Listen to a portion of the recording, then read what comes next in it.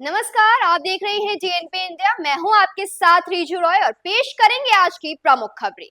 आज के इस बुलेटिन में देखेंगे दिल्ली चुनाव में प्रचार का आखिरी दिन कैसे गुजरा, जानेंगे प्रयागराज महाकुंभ में बसंत पंचमी के अमृत स्नान पर क्या बोले स्वामी रामभद्राचार्य, संसद में ऐसा क्या बोले राहुल गांधी जिससे उन्हें मांगनी पड़ गई माफी, अयोध्या बलात्कार मामले को लेकर बीजेपी नेता ने किसे लिया आड़े हाथ। बुलेटिन के आखिरी में जानेंगे विपक्ष द्वारा बजट पर लगाए आरोपों पर केंद्रीय मंत्री जितिन राम मांझी ने क्या कहा। लेकिन इन सबसे पहले नजर देश की अहम खबरों पर।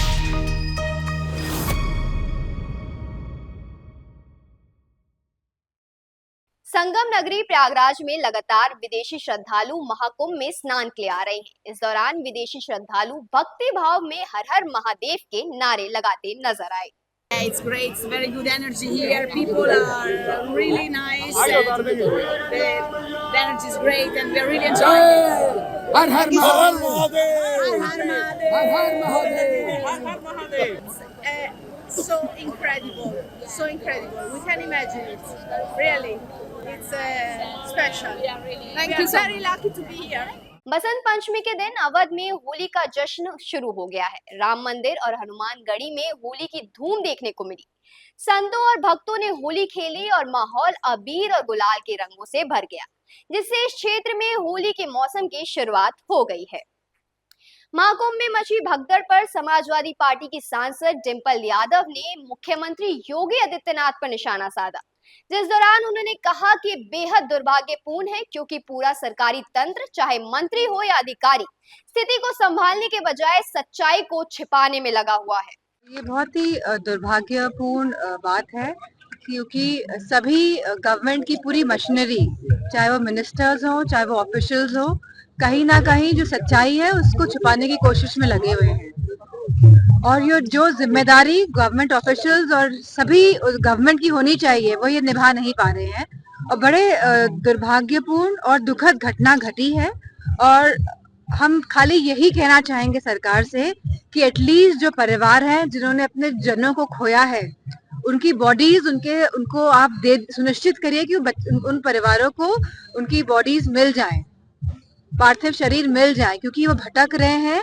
जो पीड़ा इन परिवार को हो रही है, मैं समझती हूँ सभी के परिवार उनको समझना चाहिए किस दुख और पीड़ा से सभी के परिवार इस समय गुजर रहे हैं और वो सिर्फ यही चाहते हैं कि पार्थिव शरीर जो भी है परिवार के उनको मिल जाए। चलिए अब नजर डालते हैं आज की सुर्खियों पर।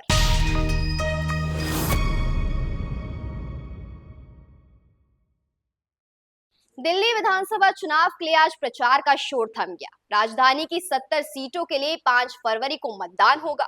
8 फरवरी को नतीजे आएंगे। इन सभी सीटों पर 699 प्रत्याशी मैदान में हैं। चुनाव प्रचार के अंतिम दिन सभी उम्मीदवारों ने एड़ी चोटी का जोर लगा दिया। इसी कड़ी में दिल्ली के पूर्व मुख्यमंत्री अरविंद केजरीवाल ने जनता से वोट डालने की अपील की है और साथ ही विपक्ष पर निशाना भी साधा है। क्या कुछ उन्होंने कहा, सुनिए।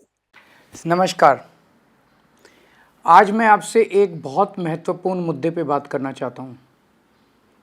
मैं जहाँ भी जा रहा हूँ लोग मुझसे एक ही बात कह रहे हैं, केजरीवाल जी वोट तो आपको देते हैं, पता नहीं जाता कहाँ है। केजरीवाल जी ये मशीनों को संभाल लेना, ये मशीनें बड़ी गड़बड़ हैं, इन लोगों ने मशीनों में बहुत गड़बड़ कर रखी है। मैं दिल्ली की जनता को कहना चाहता हूँ कि मेरे को सूत्रों से पता चला है कि मशीनों से ये 10% वोट की गड़बड़ कर सकते हैं। आप इतना जम के वोट देना, इतना जम के वोट देना, एक एक झाड़ू का वोट डालने के लिए निकलना चाहिए कि अगर हमारी 15% की लीड हो गई तो 5% से जीत जाएंगे। 10% के ऊपर की लीड दे देना हर जगह।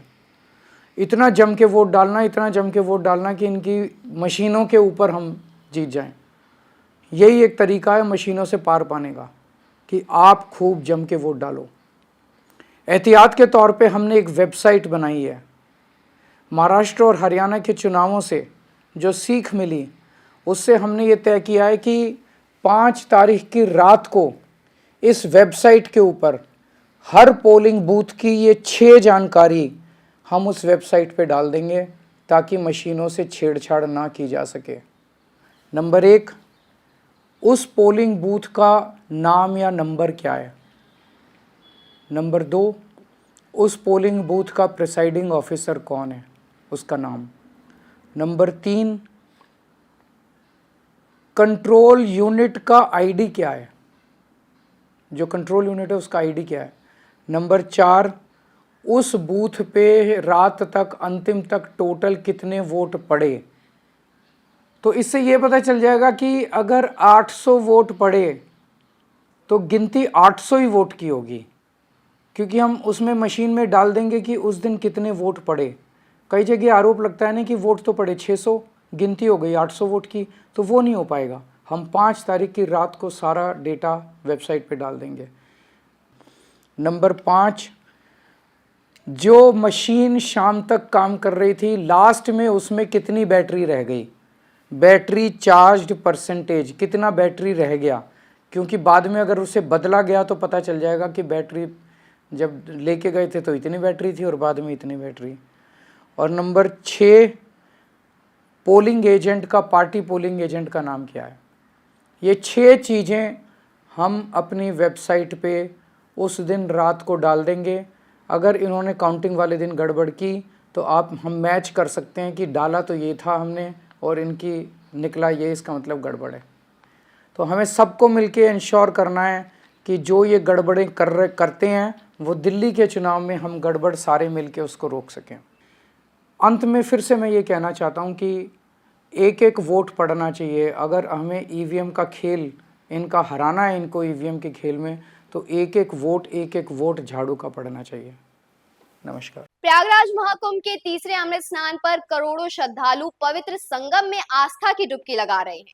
सभी 13 अखाड़ों के महामंडलेश्वर, नागा साधु और अन्य सन्यासी साधु संतों ने भी अमृत स्नान किया। इस बीच तुलसी पीठाधीश्वर जगत गुरु स्वामी राम भद्राचार्य महाराज ने कहा, आज का स्नान पर्व सबसे महत्वपूर्ण है क्योंकि आज ही के दिन सरस्वती जी का प्राकट्य हुआ था। आज हमने गंगा जमुना सरस्वती डुबकी लगाई और व्यवस्था भी बहुत अच्छी, इसी प्रकार का कष्ट नहीं। अमावस्या को जो हुआ थोड़ी भूल थी जनता की, आज बहुत अच्छा लगा। और जितनी बार हमने बहुत डुबकियाँ लगाई, प्रत्येक डुबकी में अमृतत्व का मुझे अनुभव हो रहा था। गलती हुई ही नहीं थी, वो संयोग था। उनकी बातें ठीक नहीं है, हमें परिवार से संवेदना है, वो मोक्ष के ज्ञाता नहीं है। सरस्वती के प्रति सब आदर रखें और ओम ऐं सरस्वती नमः, ये नीचे कर लो भैया, नीचे छतरी को करें। ओम ऐं सरस्वती नमः। लोकसभा में विपक्ष के नेता राहुल गांधी ने आज राष्ट्रपति के अभिभाषण पर चर्चा के दौरान कुछ ऐसा बोला कि सत्ता पक्ष वालों ने उन्हें घेर लिया। दरअसल राहुल ने अपने भाषण में कहा कि देश के विदेश मंत्री अमेरिका जाते हैं और वहां आग्रह करते हैं कि हमारे पीएम को बुलाया जाए। राहुल के इस बयान के बाद केंद्रीय संसदीय कार्य मंत्री किरेन रिजिजू ने उन पर हमलावर होते हुए कहा कि ये 2 देशों का मुद्दा है, ये विदेश नीति का मामला है, इसलिए विपक्ष के नेता को बिना सबूत के कुछ नहीं कहना चाहिए। जिसके बाद राहुल गांधी ने तंज कसते हुए कहा कि मैं आपकी दिमागी शांति भंग करने के लिए माफी मांगता हूँ, मैं इस सवाल को उठाने के लिए माफी मांगता हूँ, I am really sorry. Ayodhya बलात्कार मामले पर बीजेपी के राज्यसभा सांसद दिनेश शर्मा ने कहा कि ये दुखद घटना है और हर किसी को इसके लिए दुख महसूस करना चाहिए। क्या कुछ उन्होंने कहा, आप भी सुनिए। ये दुखद घटना है और इसमें सभी को दुखी भी होना चाहिए। और जिस तरह पुलिस तलाश रही है अपराधियों को, आपने देखा है कि इसके पहले भी घटनाएं घटी थी और ये दुखद पहलू था कि वो जो पकड़े गए लोग थे उनका जुड़ाव किसी न किसी तरीके से समाजवादी पार्टी से था, चाहे कन्नौज हो, चाहे अयोध्या हो या दूसरी तरह उनके तो एक विधायक जी भी इसमें पाए गए थे। अभी एक कांग्रेस के सांसद पाए गए, जेल गए ना। जो भी दल चाहे जिसका हो, अगर अपराधी है तो योगी जी की सरकार में वो बख्शा जाने वाला नहीं है।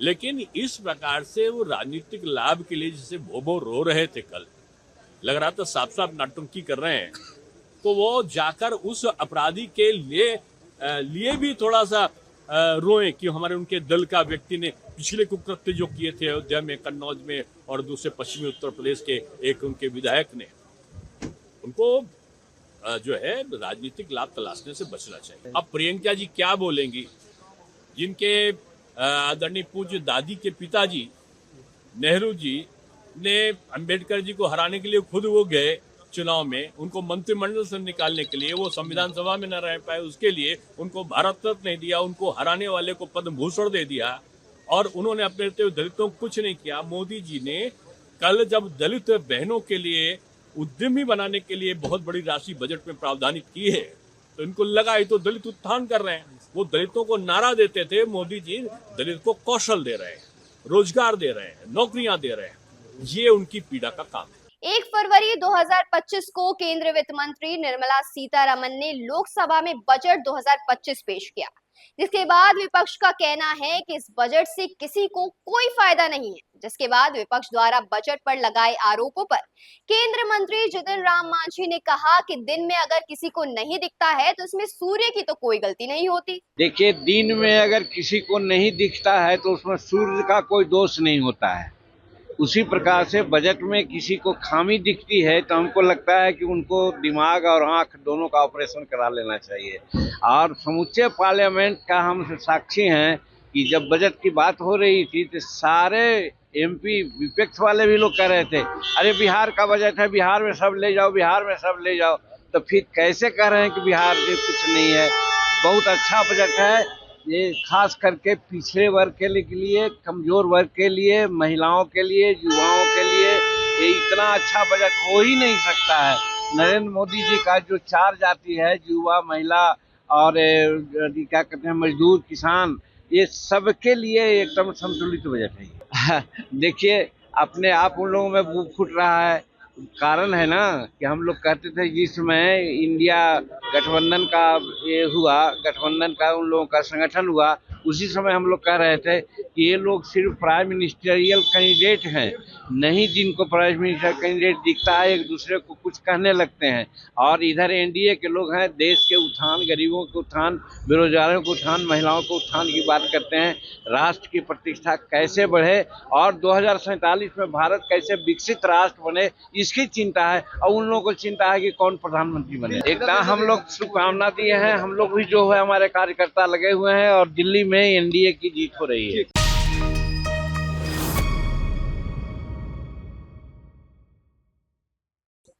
तो ये थी हमारी आज की प्रमुख खबरें। आपसे फिर मिलेंगे अगले बुलेटिन में। तब तक के लिए धन्यवाद। बने रहिए टीएनपी इंडिया के साथ।